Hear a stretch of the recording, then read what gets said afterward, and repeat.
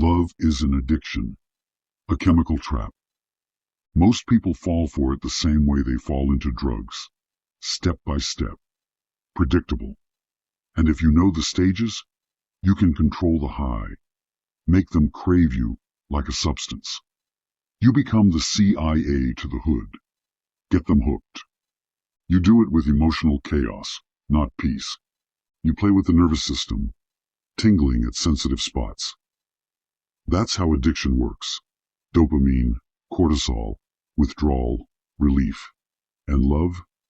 It's just a socially accepted version of that same pattern. Sun Tzu said, "If you know the enemy and know yourself, you need not fear the result of 100 battles." This isn't about romance. It's about power. You must understand this thoroughly. Let me walk you through the real stages of obsession. The kind of obsession that makes someone irrational, desperate, and loyal beyond logic. The kind of obsession that fills me with life. We'll break it down into stages. And because of your constant request, wait till the end of the video.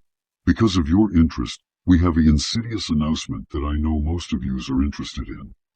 Stage 1. The first hit. Nobody gets addicted on the first puff. Not to drugs, not to people. The first contact is just a taste. It's subtle, strategic. You make it accessible and you make sure the hit is good. So instead of being yourself, you embody a fantasy. A fantasy made out of their unfulfilled needs and insecurities. You don't show them the real you. You show the shadow. Lower your expressions. Speak slower than usual. Become cunningly hypnotic. If you normally smile big, smirk instead. If you talk a lot, say less. Create a muted version of yourself.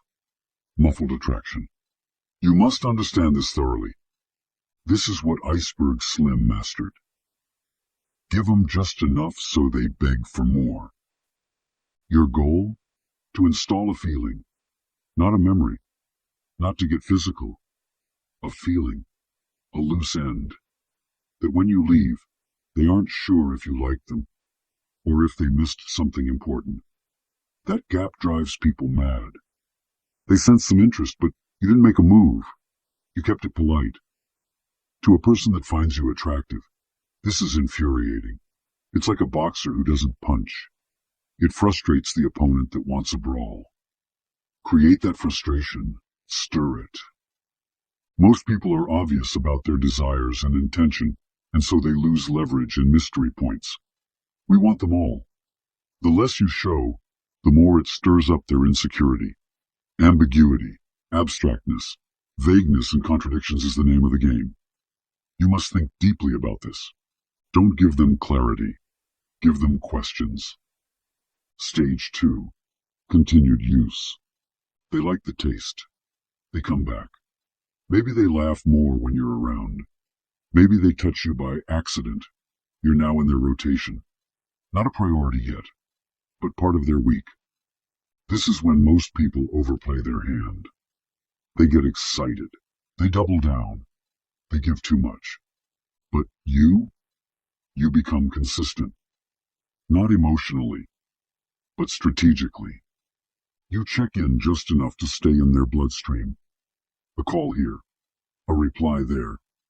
Just enough dopamine to keep their system unstable. You become the variable reward, because whatever is unpredictable becomes addictive. Stage 3. Tolerance. This is where they need more to feel the same. Before, a text made their day. Now they want a FaceTime call. Before, seeing you once a week was enough. Now they want 3 times. This is when the chase begins. Musashi said, "Perceive that which cannot be seen with the eye." In other words, don't look at what they say. Watch how often they reach. How much they break their own rules. We want them going against their own rules. We want to divide them from within. Insidious indeed. They said they doesn't double text. They just did. They said they never begs. They're begging, pathetically. Let them. You created the itch. Now let them scratch it, but never satisfy it. This is where distance becomes your greatest weapon. Stage 4. Dependency. If they don't see you, they feel off. Unstable. Not depressed, but not okay either. Their routine is interrupted. You've hijacked their rhythm. Now you withdraw. No texts. No explanations. Disappear like a ghost. Not forever. Just long enough for their cortisol to spike. That's the stress hormone. Anxiety. Obsession. Thought loops. They'll start overthinking. Did I say something wrong? Is she losing interest? Why isn't he reaching out? They'll post things hoping you'll notice. They'll call and hang up. They'll act out. And if you're smart, you'll wait. Not forever. Just long enough for their mind to collapse into craving. Then, you return with warmth. A smile. A compliment. A soft touch. This is the pleasure after pain. The relief. The high. And they'll associate that relief with you. Stage 5. Addiction. Now they're gone. You own them. Even if they know you're bad for them, they come back. Even if they've seen the red flags, they can't walk away. Sure, they secretly hate you for creating this dependence. But who gives a fuck? They're dependent on you. That's what matters. This isn't love anymore. It's chemical. I'm their dealer, and they're my prey.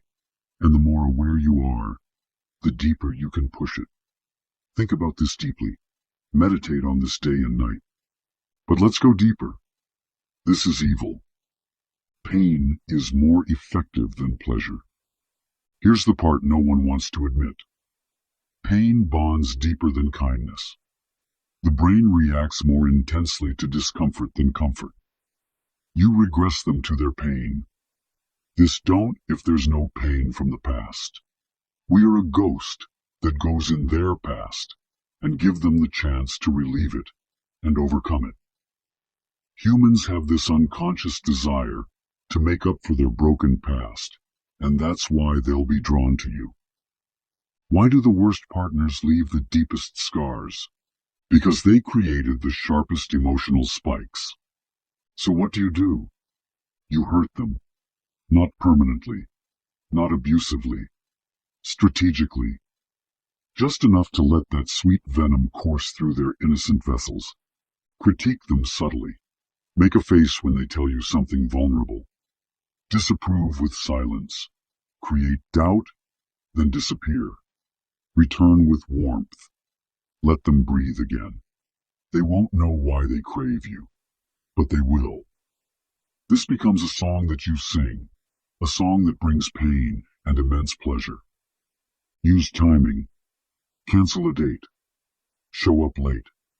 Say, I just need some space. Then apologize with a heartfelt gift.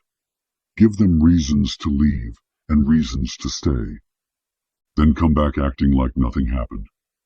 Whatever they can't predict, they'll respect. You must understand this thoroughly. Divide their ego. Get inside their mind by splitting it. Make them question who they are. The girl who never chases is now double texting. The one who always keeps it cool is calling at 1 a.m. asking, "You good?" Machiavelli wrote, "Men are driven by two main impulses, fear and love. Use both. Inflict doubt. Reward compliance. Punish expectation." Example, she shows up late. You leave. No drama, just absence. Let her call you, apologizing. You say, "I get it. Things happen. I was just on a tight schedule." Calm, cold, unbothered.